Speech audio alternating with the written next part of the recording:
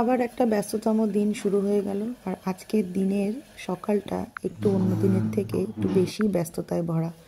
আজকে মিস্টার দাসের মর্নিং আছে, প্লাস অলিরানির স্কুল। আপনারা জানেন যে মিস্টার দাসের মর্নিং আর অলিরানির স্কুল থাকলে মানে 1 ঘন্টা আগে আমাকে ঘুম থেকে উঠতে হয় টিফিন বানানোর জন্য, কারণ দুজন মানুষের টিফিন বানাতে হবে। আর কালকে গল্প করতে করতে এত রাত হয়ে গেছিলো না যে আমি আলুটা মানে তরকারিটাও কেটে রাখিনি।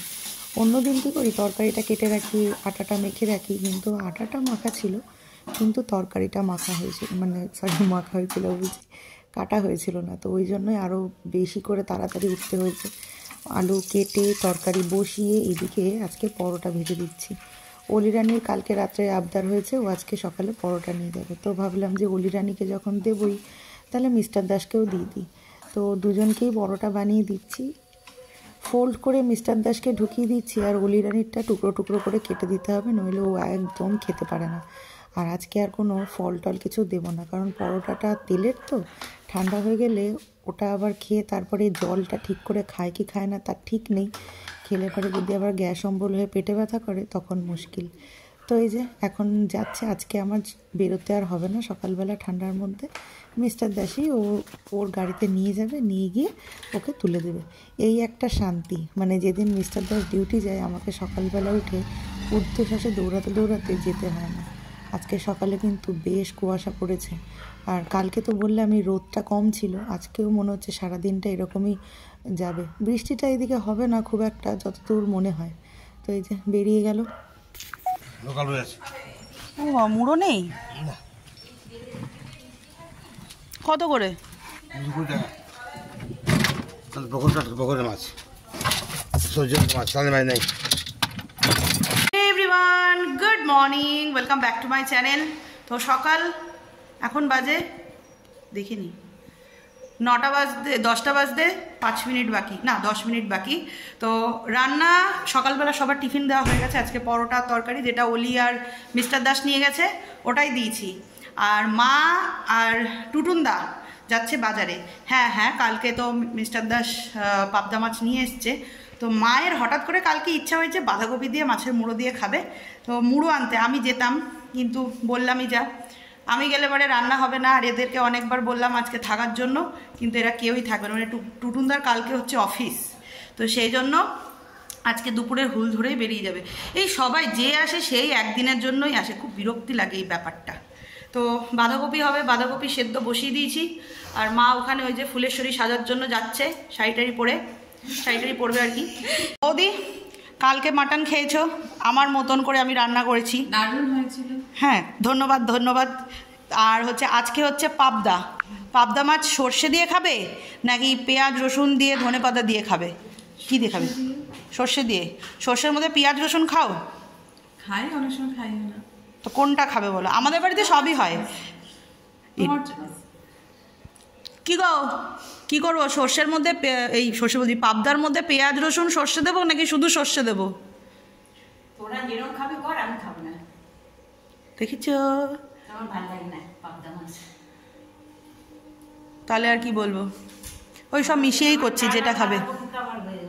ঠিক আছে, এক টুকরো খাবে, তোরা তোদের মতো করে খা। এই সমস্ত টিপিক্যাল শাশুড়িকে নিয়ে আমি ঘর করি। মানে উনি খাবে না, আবার ওনার জন্য আমাকে একটা কিছু ব্যবস্থা করতে হবে, বুঝতে পারছিস তো? মানে সবই হচ্ছে উপরওয়ালার দান। যাই হোক, অনেক বকবক করলাম, এবার রান্নার দিকে যাই, ডাল বসাবো।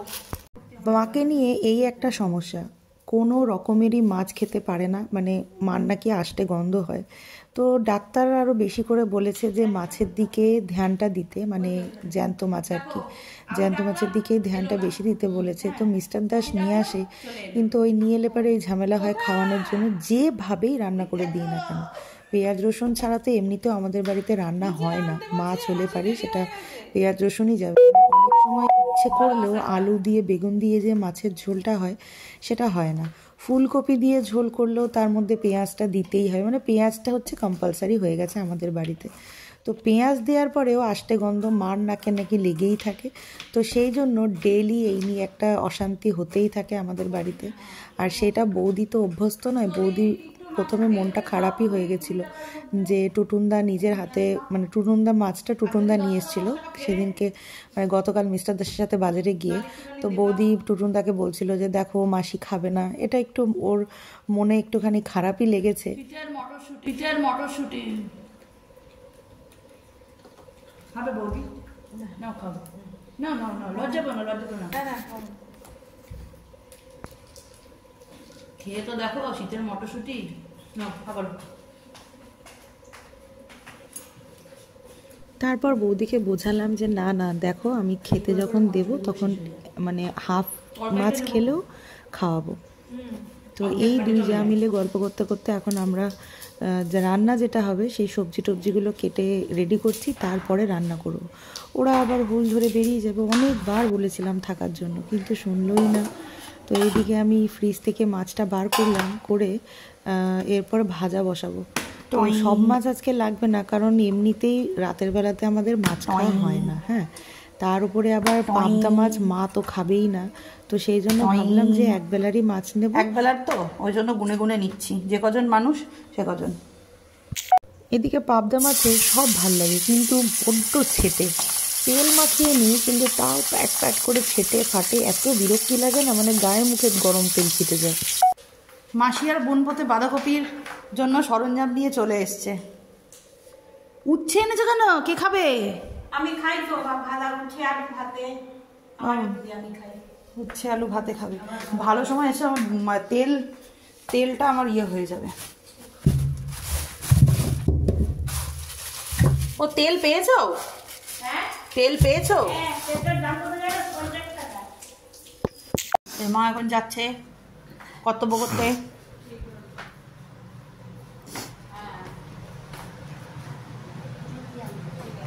কিছু দিতে পারলাম না, যা দিলাম ও মা, যার যারটা তাকে তাকে দাও, যার যারটা তাকে তাকে দাও, মনে পড়বি। যার যারটা তাকে তাকে দাও। ঘর খুলিয়ে যাও। মাসি ওটা তোমার। আর তোর শাড়ি একদম পার্টিকো করে নিয়ে এসেছি।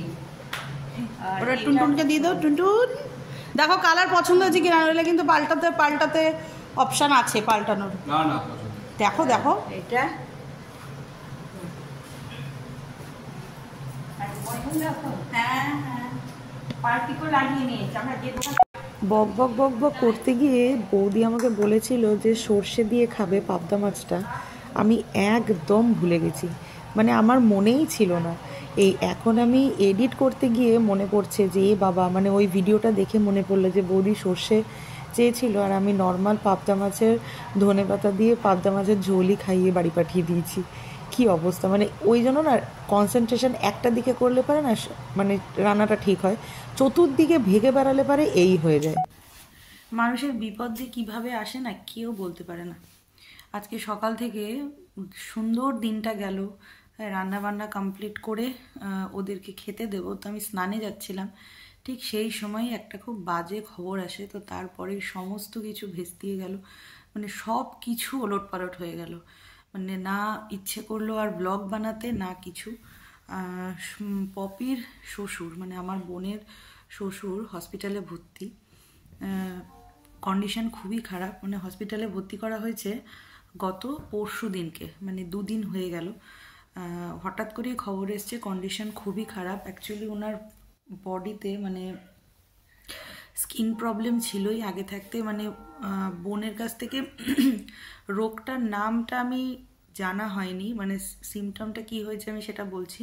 ছোট্ট ফুসকুড়ি মতন দানা দিয়ে ফার্স্টে বেরোচ্ছে, বেরিয়ে গিয়ে ওটা ফেটে গিয়ে সেই ব্লাড বেরিয়ে পুরো মাংস ঠিকরে বেরোচ্ছে, মানে গোটা বডিতে হয়ে গেছে, মানে ঠোঁট থেকে শুরু করে মানে সব জায়গায় গোটা বডিতে, মানে এইটুকু তিল ধারণেরও জায়গা নেই।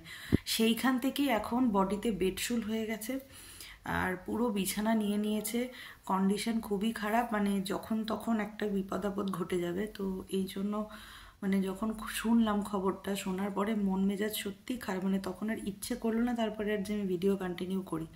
মিস্টার দাস তো সকালবেলা মর্নিং গেছিলো, ও সমস্ত কিছু ওকে জানানো হলো, তো আমি যেতাম কিন্তু মাকে একা রেখে তো যাওয়া যাবে না। মিস্টার দাস আমি সবাই মিলে বেরিয়ে গেলে মা একা থাকতে পারবে না, আর মাকে একা রাখার মতন পরিস্থিতি নেইও এখন, আর আগের মতন তো আর মা নেই যে, আর যবে মানে হাতটা ভাঙার পরে আরও বেশি প্রবলেম হয়ে গেছে। তো ওই জন্য মিস্টার দাসকে আমি বলেছিলাম যে তাহলে আমি যাই। তো মিস্টার দাস বললো যে তুমি গিয়ে কী করবে, তুমি যেও না, বরঞ্চ আমি যাই, আমি গেলে পরে কিছু দরকার লাগলে এদিক ওদিকে সেটা করতে পারবো। তো সেটাই ওই জন্যই মিস্টার দাস ডিউটি থেকে বেরিয়েই মানে বাড়িতে এসে খাওয়া দাওয়া করে ও বেরিয়ে গেল শিয়ালদা, পাটনা শিয়ালদা ধরে ও ডিরেক্ট বেরিয়ে গেল। আর ওদিকে টুটুনদারাও বেরোলো, টুটুনদারা যেরকম টাইমে হুল ধরে যাওয়ার কথা হুল ধরেই গেল। তো ওরা যখন গেছে আমার আর ভিডিও করার কন্ডিশন ছিল না, মানে এত খারাপ লাগছে। মেসোমশাই লাস্ট দেখে এসছিলাম তখন ঠিকঠাকই ছিল, সবচেয়ে বেশি খারাপ লাগছে যে প্রচণ্ড কষ্ট পাচ্ছে, সেই কষ্টটা দেখার নয়, আমি এসব দেখতে পারিও না। ওই জন্যই মিস্টার দাস আরও বললো যে তুমি যেও না, আমি যাচ্ছি। তো যাই হোক, ব্লগটা তো শেষ তো করতে হতো আপনাদেরকে, এই মানে এটা বলে দিলাম, হয়তো 2-3 দিন ব্লগ আমি দেবো না, কারণ এটার আগে দেখি কি পরিস্থিতি হয় না হয় তারপরে। তো আজকের ব্লগটা এই অবধিই রাখছি, দেখা হবে কালকের একটা ব্লগে। তো ততক্ষণের জন্য সবাই সুস্থ থাকবেন, ভালো থাকবেন, সবাইকে ভালো রাখবেন, দেখা হচ্ছে অন্য একটা কোনো ব্লগে। তো আজকের জন্য গুড নাইট।